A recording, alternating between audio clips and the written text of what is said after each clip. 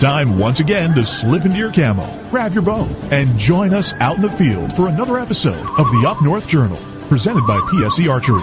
The Up North Journal crew is knocked and ready to rock for another exciting adventure. So let's step outside and hit the trail. This episode is brought to you by PSE Archery, Black Eagle Arrows, Cabela's, Antler Action, Spot Shooter Archery, Tom's Custom Turkey Calls, Family Traditions Tree Stands, and Badass Slingshots.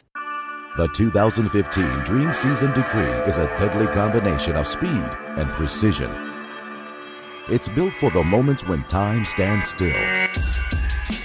When the only thing that will break the silence is an arrow slicing a clean path to the kill zone. The bow of your dreams is a nightmare for big game. This is PSE's Decree. Experience PSE. Experience performance. We know the future of hunting depends on our nation's youth. But did you know that in many states, it's illegal for you to take your son or daughter hunting until the age of 12 or even older?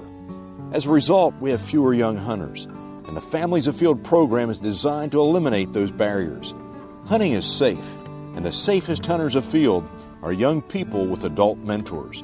Visit our website at familiesafield.org to find out how you can bring more families afield.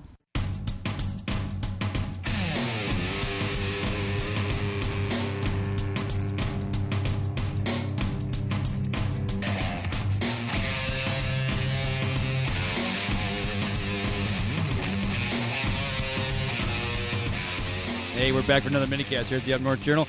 We're sitting at Bowfest 2016 watching it rain. Yes, rain. That's not good.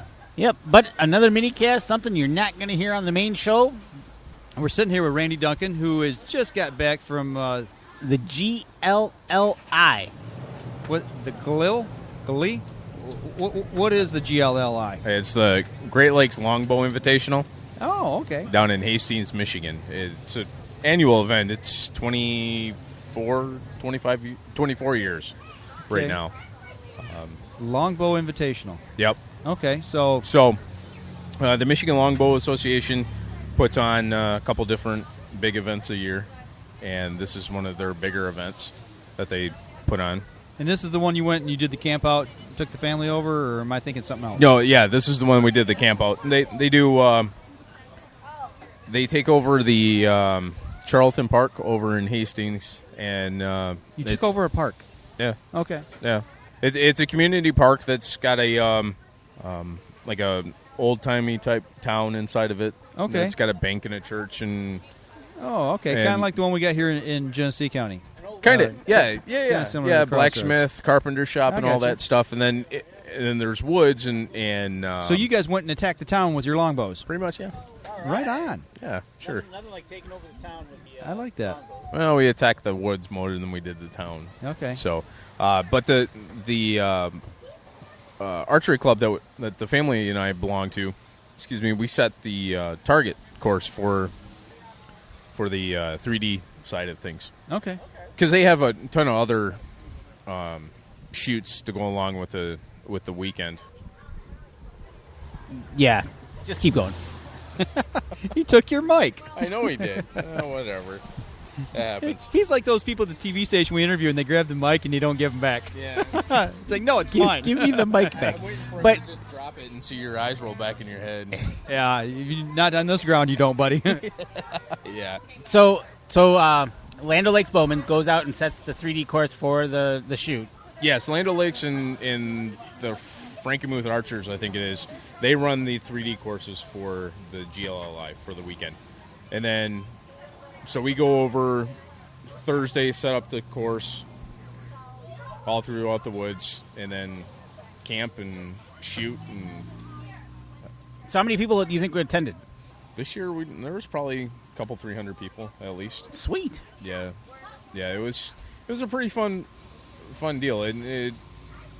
I was expecting it to be a tournament type setting, and it was more of a rendezvous and just a big group of people just camping together. One group roasted a pig. Wow. So they had the pig, and then they had leftovers, and You got some leftovers. my buddy and I were walking through walking through one of the pavilions, and Chris said hi to the guy, and he's like, you got to come over here. You're not eating anything. And we walked away with plates full of food that we didn't have to cook. We didn't have to cook dinner for that night. So nice. Plates full of pig. I like that. yeah, You gotta- beans and coleslaw and all that. Yeah, so Yummy. yeah, and the what's the lake? I forget. There's a lake that runs through the park, and we camped right on the bank of the lake. And Yeah, we saw the pictures. You posted them on Facebook, and you were right on the lake. yeah, You know, and Yeah. I mean, you walk out of the tent, and you're in the lake.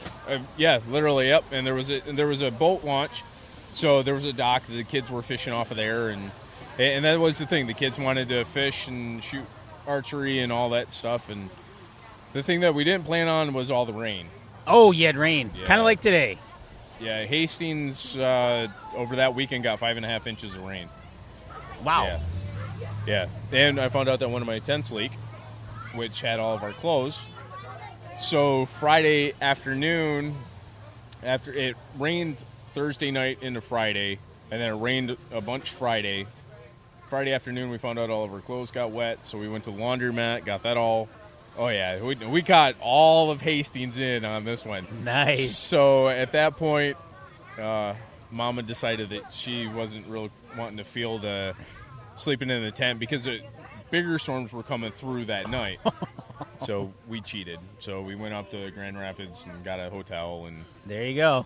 When in doubt, go to the hotel. yep. So that So- was fun. That's awesome. So, okay, so you got this Great Lakes Invitational. You got targets set up. How many targets? Somebody's going to come over and shoot this. I mean, is it just like a fun shoot, or do you guys score them? I mean, how does this all work? The 3D side of it, it's more of a fun shoot. We set up, I think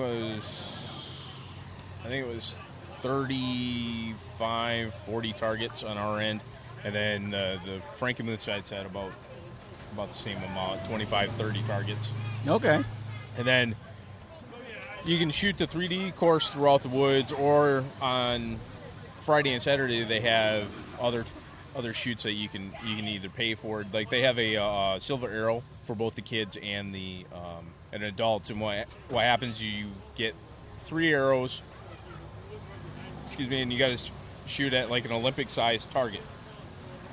And you have to, and to move on to the next round, you have to have at least 1 arrow inside the gold, Okay. the 10 ring, basically. Right. Yep. So what happens is they start out at, I think it was, the kids were at 10 or 15.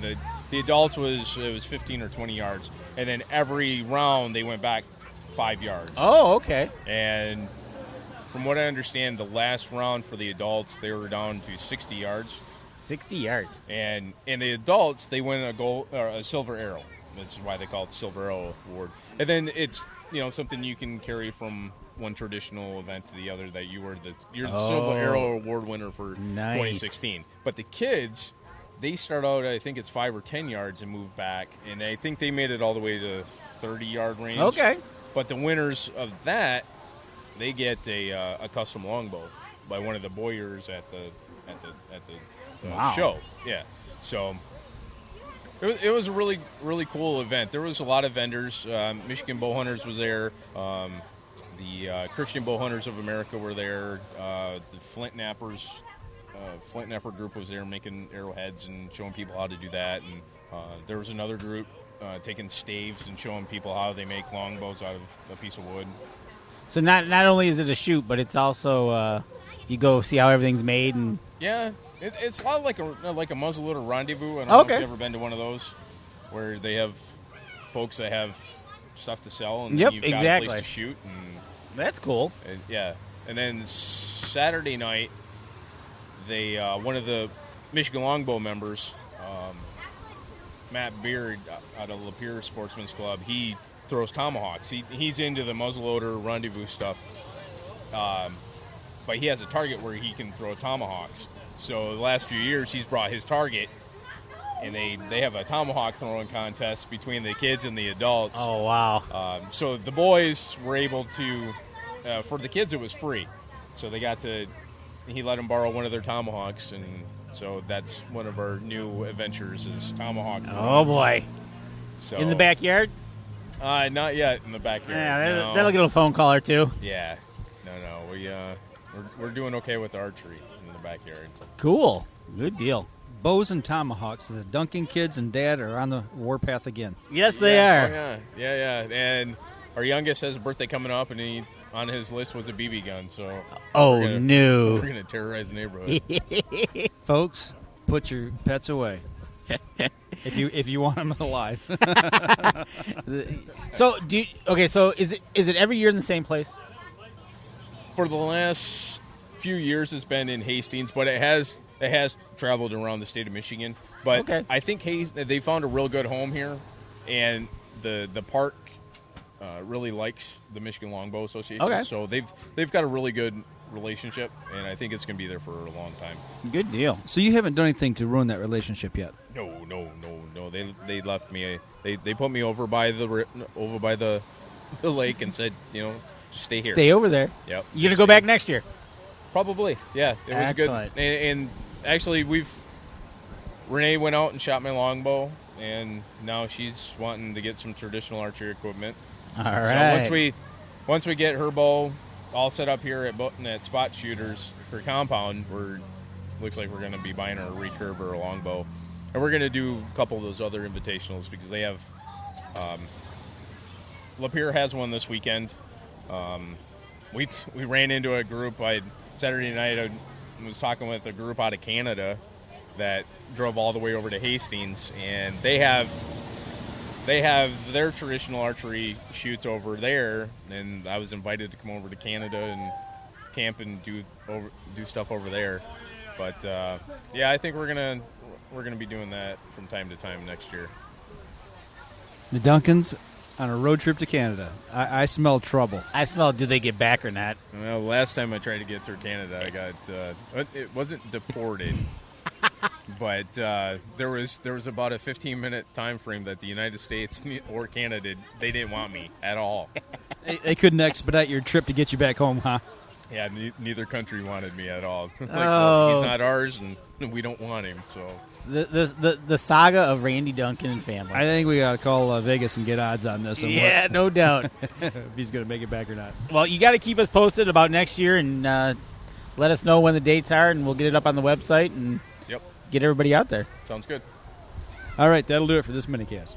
This episode was brought to you by PSE Archery, Black Eagle Arrows, Cabela's, Antler Action, Spot Shooter Archery, Tom's Custom Turkey Calls, Family Traditions Tree Stands, and Badass Slingshots. Thanks for listening, and join us again here next week. Until then, remember, as we always like to say, if you're out on the water or in the woods, shoot straight and be safe until next week on the Up North Journal.